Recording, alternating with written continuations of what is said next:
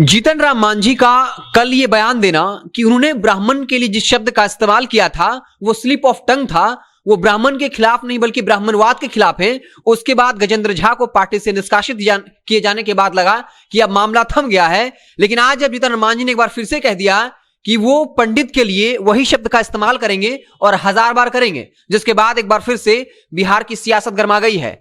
BJP से निष्कासित MLC Tunna Pandey ने बीजेपी के खिलाफ मोर्चा खोल दिया है और साफ तौर पे इल्जामात लगा दिए कि बीजेपी के अंदर जितने भी ब्राह्मण नेता हैं वो इस्तीफा दें। अगर वो ऐसा नहीं करते हैं तो वो ब्राह्मण जाति के नाम पर कलंक है, और साथ ही साथ तमाम ब्राह्मण लोगों को ये कह रहे हैं कि आप अपने अंदर का स्वाभिमान जगाइए और बीजेपी को वोट नहीं करिए। आपको बता दें कि टुन्ना पांडे जो नीतीश कुमार की लगातार खिलाफत करते रहे हैं और जून के महीने में उन्होंने यह कह दिया था कि सीएम नीतीश परिस्थिति के मुख्यमंत्री हैं और उन्हें जेल भेजा जाएगा, जिसके बाद उन्हें बीजेपी से बाहर का रास्ता दिखा दिया गया।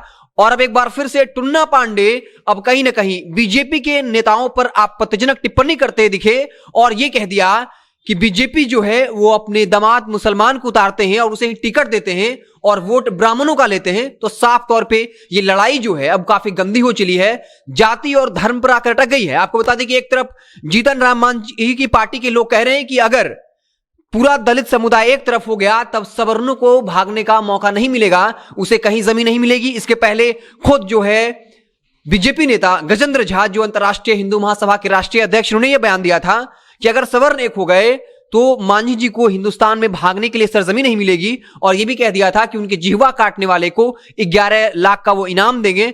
अब कहीं ना कहीं ये लड़ाई जातिवाद का रंग ले रही है और साफ तौर पे बीजेपी के लिए ये कहीं ना कहीं बैकफुट पर जाने वाली स्थिति है। एक तरफ जहां उन पर मांझी का दबाव था कि अगर वो ऐसा नहीं करते हैं तब हम पार्टी हो सकता है कि गठबंधन से बाहर चली जाए, और अब जब गजेंद्र झा को पार्टी से निष्कासित किए जाने की खबरें हुई हैं तब टुन्ना पांडे जो ब्राह्मण नेता हैं, सिवान के बीजेपी के एमएलसी रहे हैं और जून के महीने में उनको पार्टी से निष्कासित किया गया, अब कहीं ना कहीं इस पूरे मसले पर बिहार की सियासत जो है वो जातिवाद का रंग ले रही है। तो अब देखने वाली बात होगी कि ये मामला कब तक ठंडा होता है, क्योंकि एक वक्त ऐसा लगा था कि मामला पूरा ठंडा पड़ चुका है, लेकिन जैसे आज जीतन राम मांझी ने जानबूझकर लगा कि उन्होंने ऐसा कुछ कहा है कि मैं एक बार नहीं 1000 बार कहूंगा, क्योंकि वो लोग हमारे यहां आते हैं, उन्हें श्लोक पढ़ना नहीं आता है और वो शराब पीते हैं, मदरा पीते हैं, लेकिन मैं सिर्फ उन पुजारी को कह रहा हूं जो ऐसा करते हैं।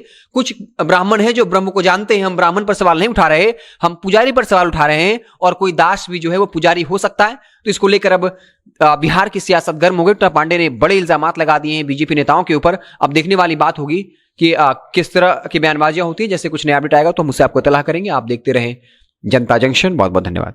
हमारी बच्ची पटना में अकेली रहती है और जॉब भी करती थी, परंतु अभी जॉब छूट गया है और इस बीच उसकी तबीयत जो है बहुत ज़्यादा खराब हो गई।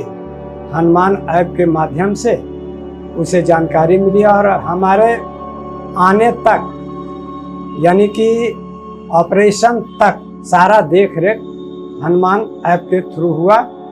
धन्यवाद हनुमान।